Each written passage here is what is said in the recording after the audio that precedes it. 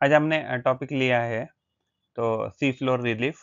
तो सी सी floor relief यानी कि अगर हम समुद्र के अगर पानी के नीचे अगर देखें तो पानी के नीचे हमको अलग-अलग लैंडफॉर्म दिखते हैं। तो इसको ही हम क्या कहेंगे कॉन्टिनेंटल सॉरी ओशियन रिलीफ या अदरवाइज़ सी फ्लोर रिलीफ या ओशियन रिलीफ ऐसे कह सकते हैं। अब अगर हम यहाँ देखेंगे तो हम यहाँ कॉन्टिनेंट पे रहते हैं, तो कॉन्टिनेंट का जो हिस्सा ऑलमोस्ट थोड़ा पानी के नीचे आ गया है, तो इस रीजन को कॉन्टिनेंटल शेल्फ कहते हैं। तो ये कॉन्टिनेंट है, यहाँ का हिस्सा कॉन्टिनेंट और यहाँ जो है तो कॉन्टिनेंट का हिस्सा थोड़ा जो पानी के नीचे है उसको कॉन्टिनेंटल शेल्फ कहते हैं। और यहाँ से आप देखेंगे तो यहाँ नीचे से एक स्लोप है, तो ये जो स्लोप है तो इसको एक कॉन्टिनेंटल स्लोप ऐसे कहा जाता है। एंड उसके नीचे अगर आप यहाँ देखेंगे कि जैसे ये स्लोप खत्म हो गया तो ये जो रीजन है तो इस रीजन को क्या कहते हैं कॉन्टिनेंटल राइज कहते हैं। तो यहाँ से अगर हम आगे जाए तो आगे जाने के बाद ये वापस एक स्लोप जैसा मिलेगा और ये एक प्लेन स्ट्रक्चर मिल रहा है, प्लेन जैसा। तो इसको ही एबिसल प्लेन ऐसे कहा जाता है। तो यहाँ सी के नीचे हमें बहुत सारे बड़े-बड़े माउंटेन भी दिखते हैं, तो इसको कहते हैं सी माउंट कहते हैं। तो ये एग्ज़ैक्टली वोल्केनिक आइलैंड भी हो सकता है, यानी कि ये माउंटेन वोल्केनो जो है उसको भी रिलीज़ कर सकता है। अगर मान लीजिए छोटे-छोटे अगर माउंटेन है तो उसको एबिसल हिल कहते हैं। अगर ये बड़े हैं तो उसको सी माउंट कहेंगे। तो इसके बीच में अगर आप देखेंगे तो यहाँ रिफ्ट वैली भी आपको दिखेगी। रिफ्ट वैली यानी वैली जैसा स्ट्रक्चर है और फिर मिड ओशियन रीजेस है। तो मिड ओशियन रीजेस जनरली हमें उस रीजन में मिलता है जहाँ हमें क्या मिलता है कि जो टेक्टोनिक प्लेट्स है तो एक दूसरे से दूर जा रही है हमें कह सकते हैं, या अदरवाइज वहाँ वोल्केनिक इरप्शन हो रहा है। और उसके बाद मान लीजिए ये टेक्टोनिक प्लेट और दूसरा टेक्टोनिक प्लेट अगर एक दूसरे में मान लीजिए सबडक्ट हो रही है तो यहाँ हमें ट्रेंचेस भी दिखते हैं। और ये इस यहाँ नीचे की साइड में देखेंगे तो कॉन्टिनेंटल जो ये रहता है सॉरी ओशियनिक जो रिलीफ होता है, ओशियनिक रिलीफ के नीचे हमें जो ये ऑरेंज कलर का दिख रहा है, तो ये क्या है? तो ये मैग्मा है, मोल्टन मैग्मा कह सकते हैं। एंड उसके बाद हमें समटाइम्स हमें सबमरीन कैनियन भी मिलते हैं। तो सबमरीन में कैनियन जब पानी का फ्लो बहुत ज़्यादा हो जाता है, तो इसमें क्या हो जाता है, क्रैक हो जाते हैं। और अगर ये क्रैक बहुत ज़्यादा बड़े हो गए, तो हमें सबमरीन कैनियन भी यहाँ दिखते हैं। तो ये हमने टॉपिक लिया है सी फ्लोर रिलीफ या ओशन फ्लोर रिलीफ कह सकते हैं। तो ये हमने लिया है with reference to class 5, 6, 7, 8, 9, 10, 11, 12 geography and CBSE board और एनसीईआरटी के रेफरेंस से। तो सी फ्लोर फीचर की अगर बात करें तो ये कॉन्टिनेंट है, कॉन्टिनेंट के बाद हमने देखा तो ये कॉन्टिनेंटल शेल्फ है, उसके बाद ये जो है वो कॉन्टिनेंटल स्लोप है, उसके बाद अगर मान लीजिए इसमें गड्ढा है पानी के अंदर बहुत बड़ा तो इसको सबमरीन कैनियन कहेंगे। उसके बाद कॉन्टिनेंटल राइज है, ये जहाँ खत्म हो रहा है ये सारा स्लोप तो उसको कॉन्टिनेंटल राइज कहेंगे।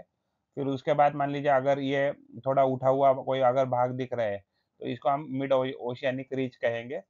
फिर उसके बाद अगर ये जो प्लेन एरिया है, तो इस प्लेन को अबिसल प्लेन कहेंगे। अगर छोटे-छोटे मान लो माउंटेन जैसे स्ट्रक्चर है, छोटे-छोटे, जिसको हम हिल कह सकते हैं, अबिसल हिल कहते हैं उसको। और गाय आउट क्या है कि मान लीजिए अगर उसका जो ऊपर वाला जो टॉप है, अगर वो मान लीजिए वर्न आउट हुआ है, तो उस माउंटेन को या हिल को गाय आउट कहेंगे। फिर ये कॉन्टिनेंटल मार्जिन क्या है, यानी कि यहाँ से कॉन्टिनेंट और कॉन्टिनेंटल शेल्फ से लेके कहाँ तक लगभग कॉन्टिनेंटल स्लोप तक कह सकते हैं हम। तो कॉन्टिनेंटल स्लोप तक जो भी रीजन है उसको कॉन्टिनेंटल मार्जिन कहा जाता है। और हमें ओशियन फ्लोर जो है तो वो उसके नीचे जनरली मैग्मा मिलता है, क्योंकि वहाँ जनरली बहुत सारी जगह पे क्या करता है, 2 टेक्टोनिक प्लेट एक दूसरे में ये करते हैं, सबडक करती रहती है। फिर ये सी सी माउंट देखा जो हिल एरिया है उसको सी माउंट कहते हैं। फिर ये ट्रेंच है, ट्रेंच जनरली वहाँ होगा जो 2 टेक्टोनिक जो प्लेट है, तो वो 2 टेक्टोनिक प्लेट अगर एक दूसरे में सबडक्ट हो रही है या ऊपर उठ रही है या नीचे सबडक्ट हो रही है तो हमें ट्रेंचेस मिलते हैं। फिर हमें वोल्केनिक आइलैंड भी मिलते हैं, ये वोल्केनिक इरप्शन से यहाँ नीचे ही आइलैंड क्रिएट हो जाते हैं।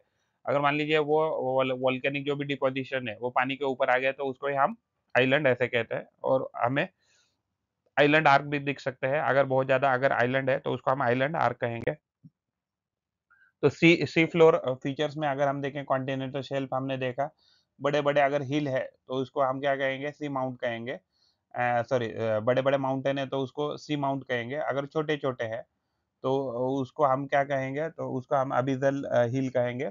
अगर उसके मान लीजिए जो टॉप है, अगर वो टॉप मान लीजिए वन आउट हो गए तो उसको हम गाय आउट कहते हैं। एंड उसके बाद ये मिड ओशियन रीजेस भी हमें दिखती है। जब भी प्लेट एक दूसरे से दूर जाती है तो ओशियानिक रीजेस हमें दिखती है, मिड ओशियानिक रीजेस। उसके बाद हमें ट्रेंचेस भी दिखता है एंड कॉन्टिनेंटल स्लोप भी यहाँ दिखते हैं पानी के नीचे से तो सी फ्लोर रिलीफ की बात करें तो ये डाइवर्स अंडर वाटर टोपोग्राफी होता है ओशन फ्लोर का। इसमें अलग-अलग फीचर्स हमें दिखते हैं, जो फीचर्स शेप किए जाते हैं because of the tectonic plate movement या वोल्केनिक एक्टिविटी या अदरवाइज़ इरोजन कह सकते हैं या डिपोज़िशन।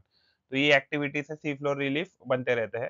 तो इसके जो मेजर रिलीफ है, तो मेजर फीचर्स में हम देख सकते हैं तो कॉन्टिनेंटल शेल्फ हमें दिखता है, यानी कि सभी जगह पे हमें कॉन्टिनेंटल शेल्फ दिखेगा, कॉन्टिनेंटल स्लोप दिखेगा, कॉन्टिनेंटल राइज भी दिखेगा एंड डीप सी प्लेन भी दिखेंगे। तो ये मेजर फीचर्स है, ये हमें सब जगह पे ही ऑलमोस्ट मिल जाएँगे। तो understanding of the sea floor हमें बहुत इम्पोर्टेंट है, क्रूशियल है। बहुत जगह पे हम मैपिंग करने के लिए या नेविगेशन करने के लिए या मरीन इकोसिस्टम को स्टडी करने के लिए या जियोलॉजिकल जो प्रोसेस है, तो उसको अंडरस्टैंड करने के लिए हमें सी फ्लोर रिलीफ वेरी इम्पोर्टेंट है। तो इसका इम्पोर्टेंस है ओशियनिक जो सर्कुलेशन है या ओशियनिक जो हम कहते हैं करंट होते हैं, ओशियनिक करंट सर्कुलेशन को स्टडी करने के लिए, फिर अदरवाइज़ जियोलॉजिकल स्टडीज़ करने के लिए या मरीन सिस्टम इकोसिस्टम को प्रॉपर्ली स्टडी कर कर, रिसर्च करके, तो उसके लिए सी floor relief understanding is very important या अदरवाइज़ नेविगेशन के लिए सी फ्लोर रिलीफ या ओशियन फ्लोर रिलीफ का अंडरस्टैंडिंग इज़ वेरी इम्पोर्टेंट। तो जो मेजर रिलीफ होते हैं सी फ्लोर के, तो कॉन्टिनेंटल मार्जिन होता है कि जो एक सबमर्ज पार्ट होता है कॉन्टिनेंट का ही। कॉन्टिनेंटल शेल्फ क्या है, एक जेंटली स्लोपिंग होता है और सबमर्ज करता है and extension of the continental landmark. तो कॉन्टिनेंटल शेल्फ ही कॉन्टिनेंट का पार्ट होता है जो स्लोप होता है और वो धीरे-धीरे उसका पानी का लेवल वहाँ बढ़ने लगता है। कॉन्टिनेंटल स्लोप क्या है, एक स्टीप ड्रॉप ऑफ होता है जो कॉन्टिनेंटल शेल्फ से के एज से स्टार्ट हो जाता है और वो डीप ओशन फ्लोर के अंदर तक चला जाता है। एंड कॉन्टिनेंटल राइज क्या है, gently sloping accumulation of sediment at the base of the continental slope. तो यहाँ क्या होता है कि बहुत सारी जो रिवर्स आती है, तो रिवर बहुत सारा अपना जो मटेरियल है वो डिपॉजिट करती है। तो कॉन्टिनेंटल राइज वो एरिया है कि जहाँ ये सारा एक्यूमुलेशन जो भी है, रिवर ने लाया है या दूसरे वाटर बॉडीज ने लाया है, जो यहाँ डिपॉजिट हो गया है, तो उसको हम कॉन्टिनेंटल राइज कह देंगे। तो डीप सी प्लेन क्या है? तो डीप सी प्लेन ऐसा रीजन है, वास्ट फ्लैट एरिया होता है। जैसे हम यहाँ हमारे यहाँ जैसे नॉर्मल हम ज़मीन के ऊपर देखेंगे तो बहुत सारे प्लेन दिखते हैं, वैसे ही समुद्र के नीचे भी हमें प्लेन दिखते हैं, जिसको अबिसल प्लेन कैसे कहते हैं या डीप सी प्लेन कहते हैं। ये वास्ट होते हैं, फ्लैट एरियाज़ होते हैं, जो ओशियन के नीचे हमें देखते हैं और जनरली ये कवर्ड होते हैं बाय द सेडिमेंट। तो जो भी सेडिमेंट होते हैं, तो सेडिमेंट से ये कवर्ड रहता है। तो माइनर रिलीफ फीचर की बात करें तो मिड ओशियनिक रीजेस भी हमें दिखते हैं। तो ये अंडर वाटर माउंटेन होते हैं या माउंटेन रेंजेस कह सकते हैं, जो फॉर्म होते हैं because of the volcanic activity and जहाँ भी डाइवर्जेंट टेक्टोनिक प्लेट बाउंड्रीज़ है, तो वहाँ जनरली हमें मिड ओशियनिक रीजन दिखते हैं। तो ट्रेंचेस क्या है, तो डीप नैरो डिप्रेशन होते हैं ऑन द सी फ्लोर। वो तब बनते हैं जब वन टेक्टोनिक प्लेट अगर सबडक्ट कर रही है दूसरे टेक्टोनिक प्लेट के अंदर, तो वहाँ जनरली हमें ट्रेंचेस दिखेंगे। तो सी माउंट क्या है, अंडर वाटर माउंटेन होते हैं और जो जनरली जो वोल्केनिक ओरिजिन से बने हैं, तो उसको उनकी हाइट ज़्यादा है तो उसको हम सी माउंट कहते हैं। गाय आउट क्या है, अगर मान लीजिए कोई सी माउंट है और सी माउंट का जो फ्लैट जो टॉप है वो अगर फ्लैट हो गया है, यानी कि इरोड हो गया है, दैट वो वन्स वोल्केनिक आइलैंड था एक ज़माने में, बट लेकिन अभी पानी के नीचे है, तो उसको हम गाय आउट कहेंगे। और वो जो टॉप होता है वो जनरली वेव्स है या अदरवाइज़ को दूसरे जो कंडीशन है उसकी वजह से क्या हो जाता है, तो इरोड हो जाता है। तो कैनियन क्या है, तो स्टीप साइडेड वैलीज़ होती है समुद्र के नीचे कि ओशन फ्लोर पे जो जनरली जो टर्बिडिटी ऑफ करंट, जो ओशन जो करंट होता है, तो उसकी वजह से जो अंदर का जो रॉक है ओशन फ्लोर का वो टूटने लगता है, तो उसको ही हम कैनियन कह सकते हैं। तो हाइड्रोथर्मल वेंट भी मिलते हैं। हाइड्रोथर्मल वेंट यानी कि जिसमें से जनरली लावा बाहर आता है।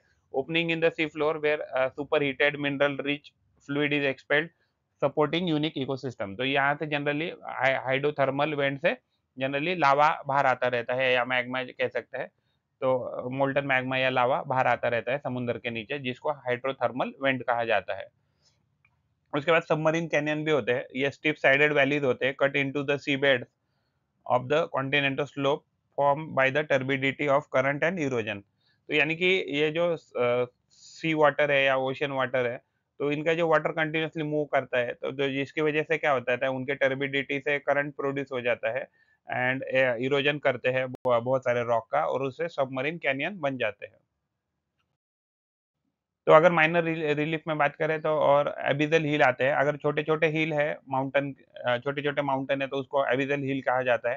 ये साइज़ में स्मॉल होते हैं, लो लाइंग हिल होते हैं, जिसको नॉल ऐसे भी कहा जाता है एंड ये कॉमन होते हैं सी फ्लोर पे। तो फ्रैक्चर ज़ोन भी होता है कि जहाँ भी फ्रैक्चर ज़ोन यानी कि जहाँ एग्ज़ैक्टली क्रैक आ गया है रॉक में, तो lines of fracture is in the ocean often associated with mid oceanic ridges. तो मिड ओशियानिक रीजेस में हम जो है तो फ्रैक्चर ज़ोन भी देख सकते हैं, जहाँ से जनरली लावा या अर्थ के अंदर से जो भी मटेरियल है, वो जनरली उस यहाँ से बाहर आता है। अर्थक्वेक भी जनरली वहीं से ही निकलने की कोशिश करते हैं। तो कोरल रीफ एंड अटोल भी मिलते हैं। तो बहुत सारे कोरल रीफ एंड अटोल क्या है, तो ये ऐसे सारे स्ट्रक्चर है जो मरीन ऑर्गेनिज्म में बना है और जनरली हमें वो शैलो वाटर में मिलते हैं और शैलो वाटर में स्पेशली ट्रॉपिकल जो वाटर्स होते हैं, तो ट्रॉपिकल वाटर्स में हमें coral reef and atoll atoll एक प्रकार का आइलैंड कह सकते हैं, एक ऐसे आइलैंड कि जो कोरल रीफ से बने हैं। तो ये कुछ कोरल रीफ के फोटोज़ है, तो जनरली ट्रॉपिकल जो वाटर होता है, यानी कि इक्वेटर से 30 डिग्री नॉर्थ और साउथ की अगर रीजन की बात करें, तो ये एनिमल है, प्लांट जैसे दिखते हैं बट ये एनिमल होते हैं कोरल रीफ, जो फंगस एंड अलगी जो होता है, तो उससे ये जनरली बनते हैं। तो कोरल रीफ जो होते हैं तो ये अलग-अलग कलर के और अलग-अलग वैरायटी के होते हैं। ये जो कोरल रीफ होते हैं तो ये सी फ्लोर पे भी होते हैं और एग्ज़ैक्टली अलग-अलग जगह पे भी आसानी से ग्रो कर सकते हैं, खास करके ट्रॉपिकल रीजन वाटर में। और ये जब जब डेथ हो जाती है तो इनका डिपोज़िशन या सेडिमेंट बन जाता है और उनका क्वांटिटी अगर बहुत ज़्यादा हो गया, तो ये जनरली अटोल या कोरल रीफ आइलैंड्स बनाते हैं। तो खास करके जो लक्षद्वीप जो आइलैंड है, तो लक्षद्वीप जो आइलैंड है वो अटोल आइलैंड से बने हैं। तो ये अलग-अलग फीचर्स हमें कहाँ मिलते हैं, तो ओशियन फ्लोर में हमें मिलते हैं। If you like the effort and information, then please like video and subscribe the channel and provide your valuable comment in the comment box or WhatsApp number 8055638591. Thanks for watching. Thank you. पढ़ते रहिए, बढ़ते रहिए. Keep learning, keep growing. Thank you.